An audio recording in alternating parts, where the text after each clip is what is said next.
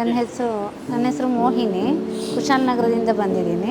ನಾನು last time ಬ್ಯಾಂಗ್ಳೂರಿಗೆ ಹೋಗಿ ಅಲ್ಲಿ ಕಾಸ್ಮಿಕ್ ಎನರ್ಜಿ ತೊಗೊಂಡಿದ್ದು. ನನಗೆ 21 ದಿವಸ ಪ್ರಮಾಣ ಮಾಡಿ 21 ದಿವಸ ಮಾಡಿ ಅಂತ ಹೇಳಿದ ಮೇಲೆ ನಾನು 21 ದಿವಸ ಮಾಡಿದೆ.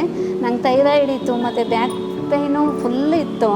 ನನಗೆ ಅಷ್ಟು ದೂರ ಮೇಡಮ್ ಇದ್ದಾರಲ್ಲ, ಅಷ್ಟು ದೂರ ನಡೆಯೋಕ್ಕೂ ಆಗ್ತಿರಲಿಲ್ಲ. ಬ್ಯಾಕ್ ಪೇಯ್ನು ಸ್ವಲ್ಪ ಈಗ ಕಡಿಮೆ ಆಯಿತು. ಮತ್ತು ನಾನು ಒಂದು ತಪ್ಪು ಮಾಡಿದೆ ಅಂತ ಅಂದರೆ, ಅವ್ರು ಕೊಟ್ಟಿದ್ದ ಮೆಡಿಸಿನ್ನು ತಗೊತಾ ಇದ್ದೆ, ಅದು ಮುಗಿದ್ಮೇಲೆ ಪುನಃ ತಗೋತಿರ್ಲಿಲ್ಲ, ಗ್ಯಾಪ್ ಕೊಡ್ತಿದ್ದೆ, ಪುನಃ ತಗೋತಿದ್ದೆ, ಪುನಃ ಗ್ಯಾಪ್ ಕೊಡ್ತಿದ್ದೆ. ಇದೇ ತಪ್ಪು ಮಾಡ್ತಾ ಬಂದೆ ನಾನಿಲ್ಲ ಅಂದರೆ. ಈಗ 1.5 ವರ್ಷ ಆಯಿತು. ಇಷ್ಟೊತ್ತಿಗೆ 6 ತಿಂಗಳಿಗೆ ನನಗೆ ಕ್ಯೂರ್ ಆಗ್ತಿತ್ತು. ಎಷ್ಟೋ ಜನ 3 ತಿಂಗಳಿಗೆ 6 ತಿಂಗಳಿಗೆ ಕ್ಯೂರ್ ಆಗಿದೆ ಅಂತ ಹೇಳಿದ್ದಾರೆ. ಆ ಥರ ನನಗೂ ಕ್ಯೂರ್ ಆಗ್ತಿತ್ತು ಅಂತ ಇವಾಗ ಅನಿಸುತ್ತೆ, ನಾನು ತಪ್ಪು ಮಾಡಿಬಿಟ್ಟೆ ಅಂತ. ಅದಕ್ಕೆ ನಾನು ಎಲ್ರಿಗೂ ಹೇಳೋದು ಏನಂದರೆ, ನನ್ನ ಥರ ತಪ್ಪು ಮಾಡಬೇಡಿ, ಕಂಟಿನ್ಯೂಸ್ ಆಗಿ ತಗೊಳ್ಳಿ. ಇದರಲ್ಲಿ ತುಂಬ ಪ್ರಯೋಜನ ಇದೆ. ಮತ್ತು 21 ಡೇಸ್ ನಾನು ಕಾಸ್ಮಿಕ್ ಹೀಲಿಂಗ್ ಎನರ್ಜಿ ಮನೇಲಿ ಮಾಡಿದಾಗ ತುಂಬ ಫೀಲಿಂಗ್ ಆಗ್ತಿತ್ತು. ನಾನೇನು ಮಾಡ್ತಿದ್ದೆ ಅಂದರೆ, ಹಿಂದಿನ ದಿವಸ ಟಿ ವಿನಲ್ಲಿ ನೋಡ್ತಿದ್ದೆ, ಅದು ನನಗೆ ಎನರ್ಜಿ ಕೊಟ್ಟಂಗೆ ಆಗ್ತಿತ್ತು. ಅವ್ರನ್ನ ರಥ ಮೇಡಮ್ನ ನೋಡಿದಾಗ ಮಾರನೇ ದಿವಸ 3:30ಗೆ ಹೇಳ್ತಿದ್ದೆ, 4 ಗಂಟೆಗೆಲ್ಲ ಹೇಳ್ತಿದ್ದೆ. ಎದ್ದು ಕೂತ್ಕೊಂಡ್ರೆ ನನಗೆ ಕಣ್ಣಲ್ಲಿ ನೀರು ಬರ್ತಿತ್ತು. ಯಾಕೆ ಅಂದರೆ, ನಾನು ಅವ್ರು ಮಾಡ್ದಂಗೆ ನಾನು ಮಾಡ್ತಾ ಇಲ್ವಲ್ಲ ಅಂತ ನನಗೆ ತುಂಬ ಅಳು ಬರ್ತಿತ್ತು. ಮತ್ತು ಅವ್ರನ್ನ ನಾನು ಮುಂದೆ ಇಟ್ಕೋತಿದ್ದೆ ಕಣ್ಣಲ್ಲಿ.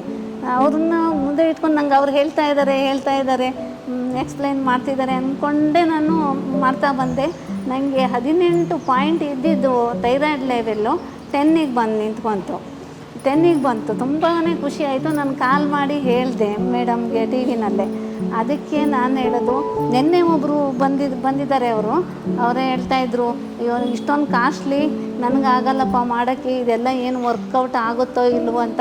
ನಾನು ಧೈರ್ಯ ತುಂಬಿದೆ, ಇಲ್ಲ ಏನಾಗಲ್ಲ, ನಾನು ಬರ್ತಾಯಿದ್ದೀನಿ ನೋಡಿ, ನನಗೆ ಇದು ಎಫೆಕ್ಟ್ ಆಗಲಿಲ್ಲ ಅಂದರೆ ನಾನು ಈ ದಿನ ಇಲ್ಲಿ ಬರ್ತಿರಲಿಲ್ಲ, ಮಾಡಿ ತೊಂದರೆ ಇಲ್ಲ ಅಂತ ಹೇಳಿದೆ.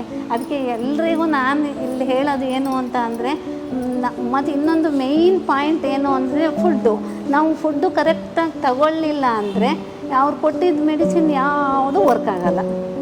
ಅದೊಂದು ಮಾತ್ರ ಮೇಯ್ನ್ ಪಾಯಿಂಟ್ ಹೇಳ್ತೀನಿ. ನನಗೆ ಮನೇಲಿ ಹೇಳ್ತಾರೆ, ನೀನೇನು ತಿನ್ನಲ್ಲ ಅದಕ್ಕೆ ನೀನು ಹೀಗಾಗಿದೆಯಾ ಅಂತ.